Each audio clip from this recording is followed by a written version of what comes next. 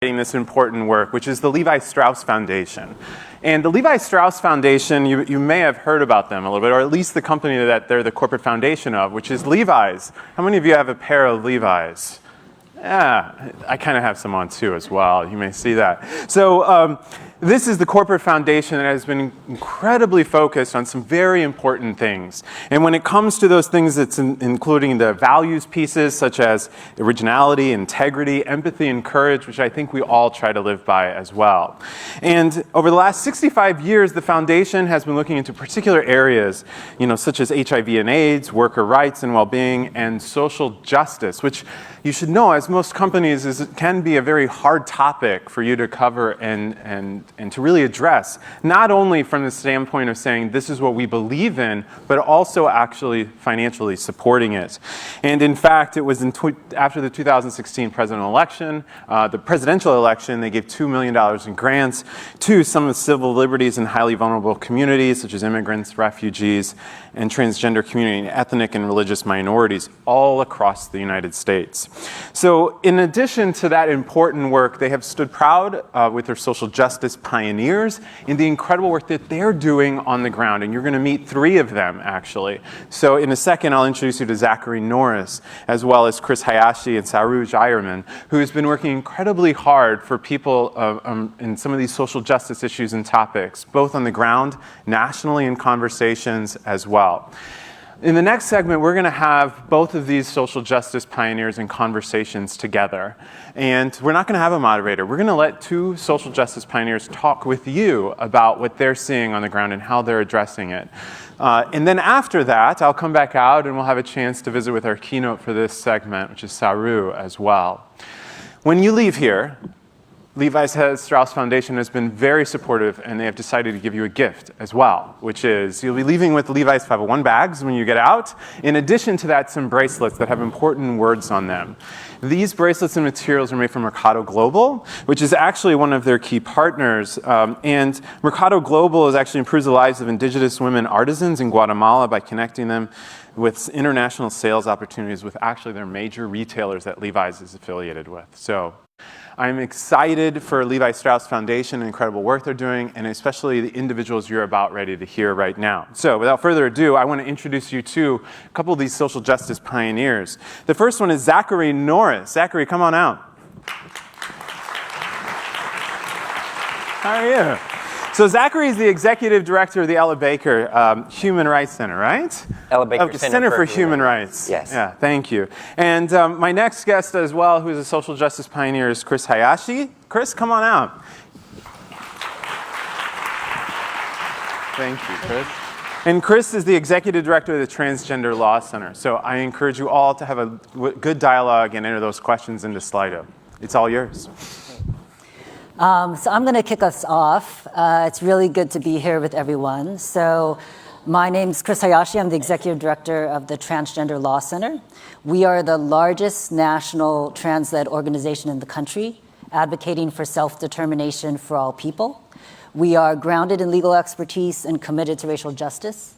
We move a range of community-driven strategies to keep trans and gender nonconforming people alive, thriving, fighting for our rights and for liberation.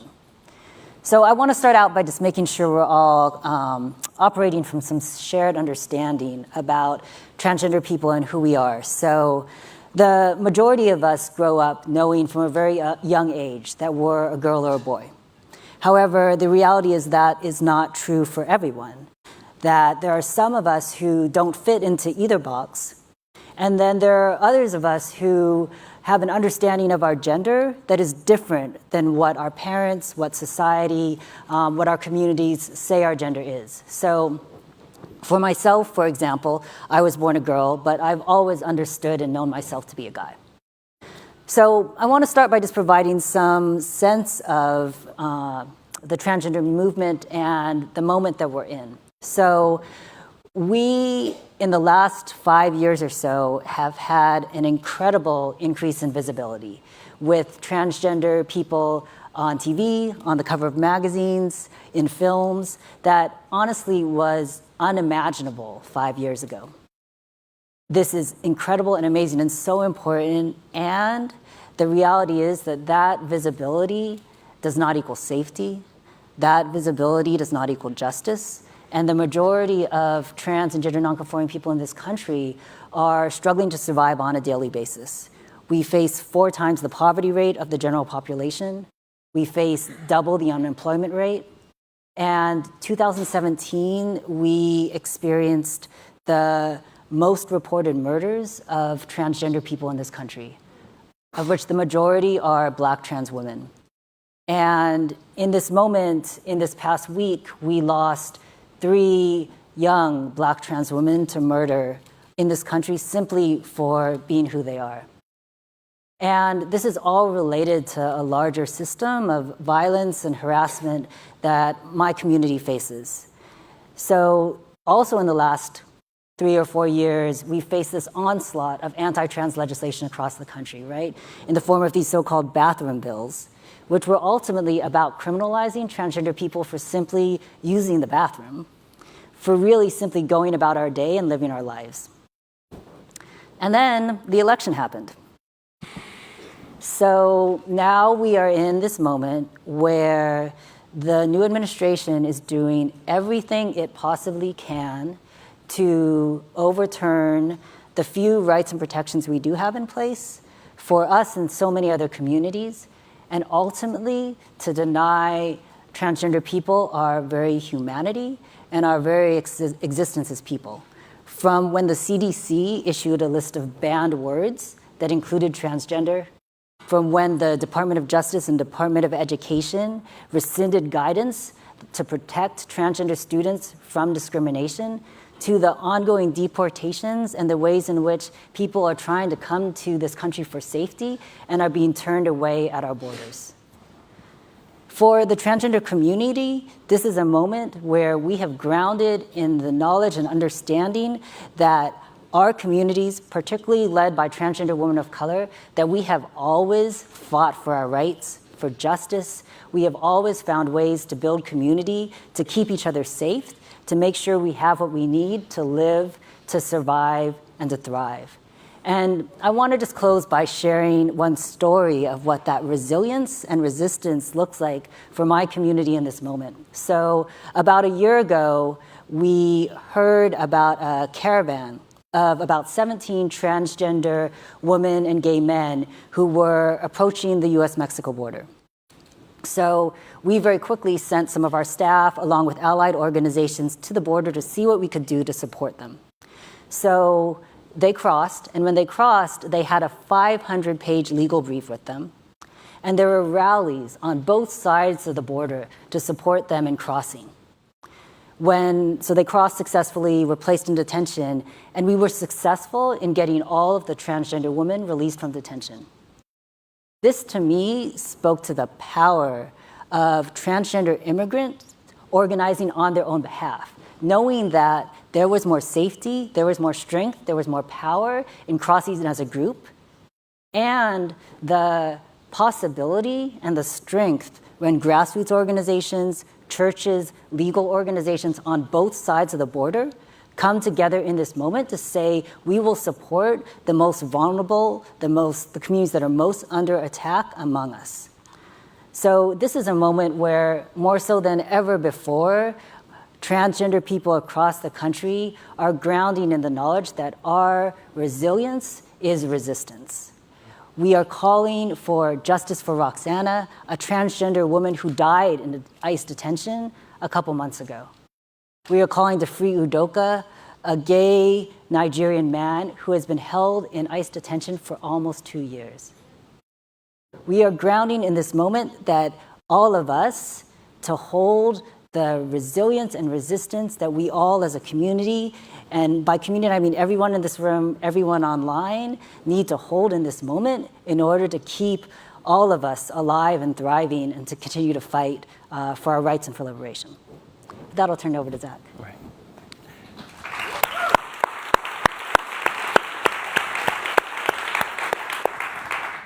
Thanks, Kris, and thank all of you for being here.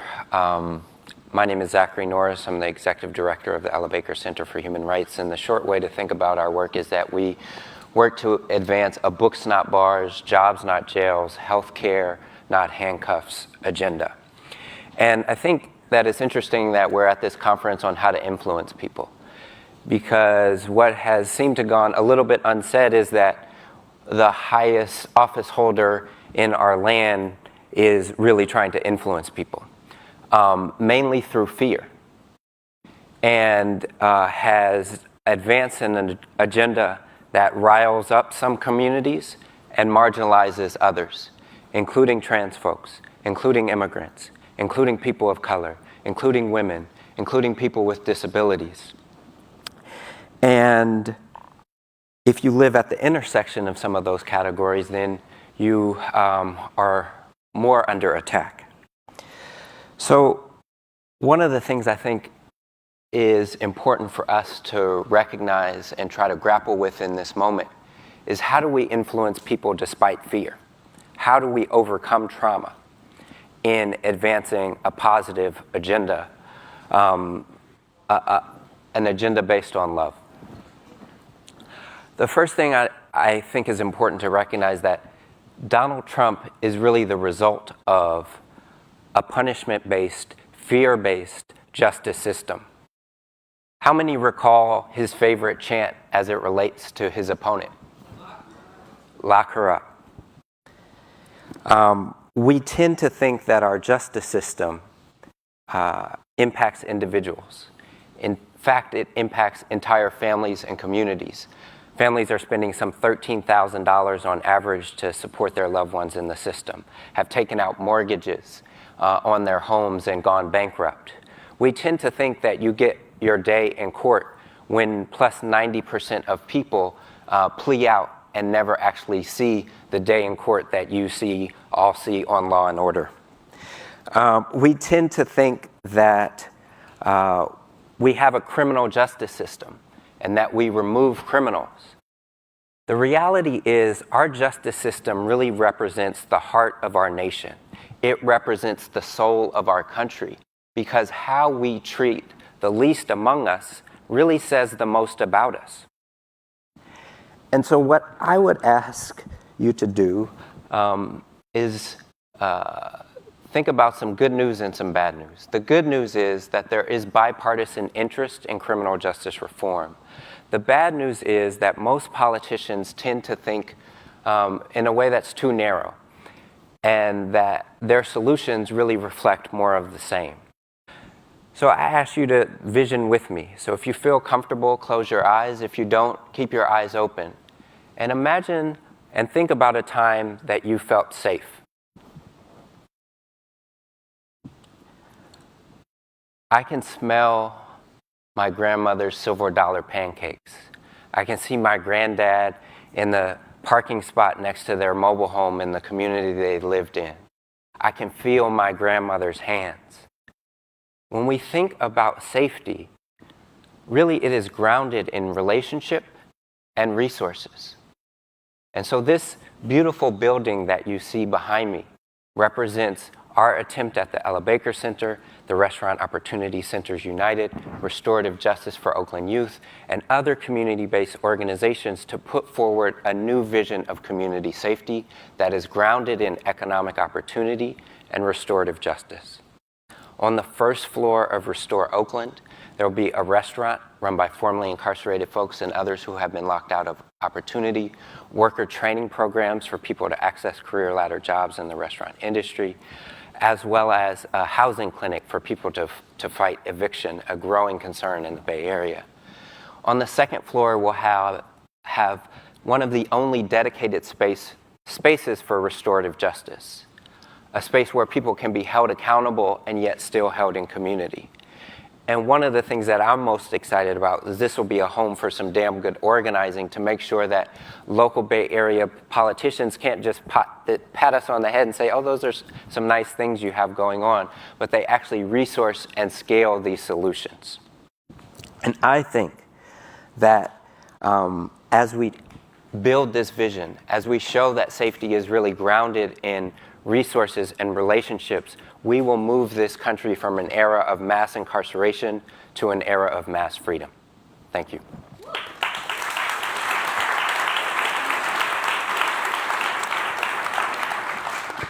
So Zach, so the first question is to me, but I think we can actually both answer it. So the question is, it's necessary now more than ever for movements led through the lens of the most vulnerable, Black trans women, for example. What are some ways that we can apply that daily? That is a great question, and thank you to whoever asked that question. I will say what is most critical is to make sure we are resourcing and supporting organizing led by Black trans women, organizing led by communities that are most targeted and most vulnerable. And there are organizations all across the country. Most of them are very small, very grassroots, and have very little access to resources and support. I mean, actually, there's a stat that 0.15% of funding goes to support trans-led organizations. So you can imagine that Black trans-led organizations, it's even smaller than that. So I can even off the top of my head think of, there are so many, but there's a group in San Francisco called the Transgender, Gender Variant, Intersex Justice Project, moving amazing work supporting trans folks who are incarcerated, led by Janetta Johnson, a Black trans woman. There's the Marsha P. Johnson Project, led by Elle Hearns, to support the wellness and leadership of Black trans women. At TLC, we're incubating a project led by Raquel Willis, who's an amazing leader, blogger, writer for the trans community, called Black Trans Circles, that's specifically to develop and support the leadership and wellness of Black trans women in the South and the Midwest. So I think it's just so critical to support organizing and work that is happening as we speak, led by Black trans women. And I would just echo that theme. When we started a campaign to close California Youth Authority youth prisons, we were facing an environment where young people were labeled as super predators and their parents and grandparents were labeled as welfare queens. And so we talked earlier about implicit bias, but some of those biases are actually stoked. And you have to work to overcome those stereotypes. And the only way to do that is with the people who are impacted at the forefront. And so I was blessed to be an organizer and talk with mothers and grandmothers who went to the Capitol in Sacramento and asked, why is it that you're spending over $100,000 per year per young person on a system where 3 out of 4 young people are being rearrested within 1 year? Why is it that we have to travel 250 miles on average to see our children and our grandchildren? And they, through that process, were actually breaking down those stereotypes about them not caring about their kids, et cetera. And we, over an 8-year campaign, were successful in closing 5 of 8 youth prisons in the state of California and redirecting resources towards locally based, more effective community-based solutions that actually reduce recidivism and increase public safety. So that dynamic of actually folks confronting legislators directly and disabusing them of some of their stereotypes is critical in terms of our success in making change. So there are a lot of questions, and we only have 6 minutes left. So I just want to apologize ahead of time. Like, I don't think we're going to get to all of them. And I'm going to prioritize the ones that I think are to both of us. So sincere apologies. So there's a question that someone put, when someone is trying to advance the agenda against human rights by using fear, what have you seen as the best ways to combat a fear-based strategy? I mean, some of that I just spoke to in terms of families taking the lead. The other thing that I will say is that achieving safety requires risk-taking. I'll say that again. Achieving safety requires risk-taking because we are a traumatized country. Mm-hmm. We are a country that has not integrated a story around racial injustice and gender-based violence that really is part of the foundation of our fabric as a nation. So traumatized people remember elements of things that happen to them, but have a hard time integrating that into a story. And as a nation, we actually have to do the same thing. We can't do all that at once, and that doesn't happen in one panel. And it brings up discomfort even when I say it or talk about it.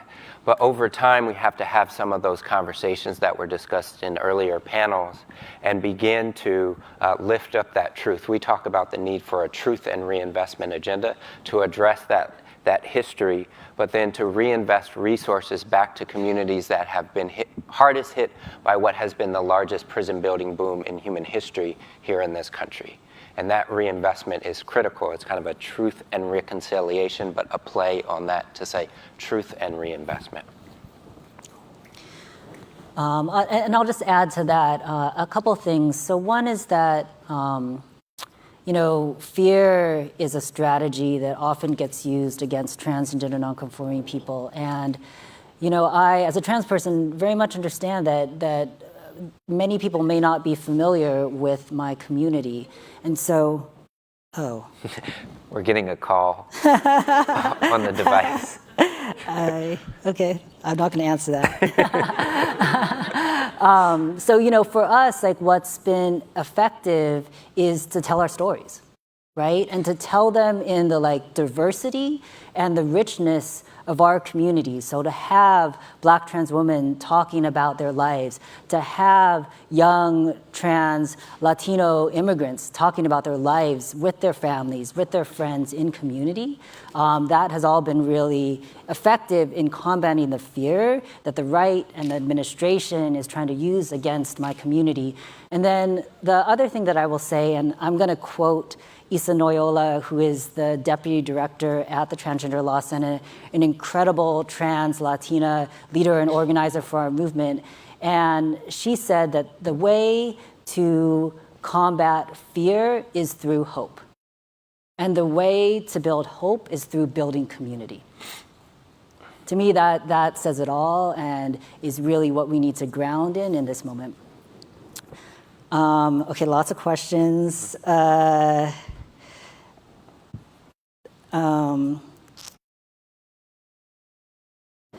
So there's a question about how can we best support one another as social justice advocates and create safe spaces and conversations for fellow change makers in the current culture of fear.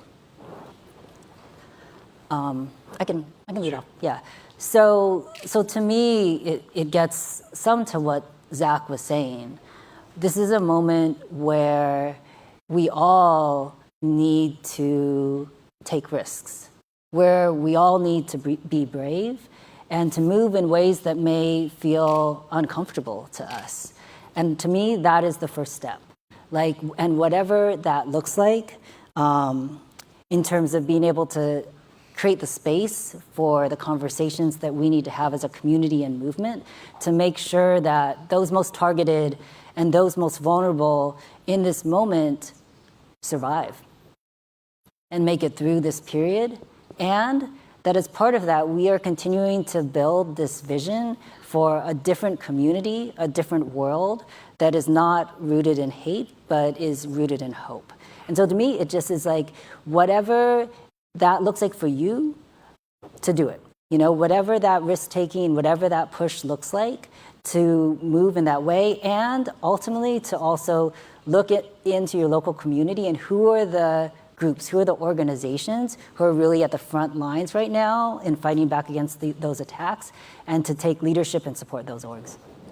I can't say it better than that. Okay, now I have to find another question. Sorry. Actually, there's one directly for you, Zach, so maybe we can go to that. Sure. I can find it, sorry. I'll just say that, I'm just going to say something. Yeah, go for it. Risk-taking, right? Richmond was one of the top 10 most dangerous cities in the country. And developers and folks who were looking to invest there were running away from Richmond, California. And Bill Lindsay and Devon Bogan said, we are going to talk with the folks that the police have identified as being responsible for most of the homicides in our city. And rather than using a lock 'em up approach, they said, we want to provide you all with resources and have you be in relationship, because no one has asked you, how do we create a safer city? They had a 70% decline in violence in the city of Richmond as a result of this program. People were given stipends to support them, and they got a lot of pushback about this idea. But ultimately, it was through supporting these young men, being in relationship with them, and giving them hope about their future that transformed not just their lives, but the lives of an entire community. Thank you. Thank you. Thank you so much. All right, well, thank you so much. We're going to now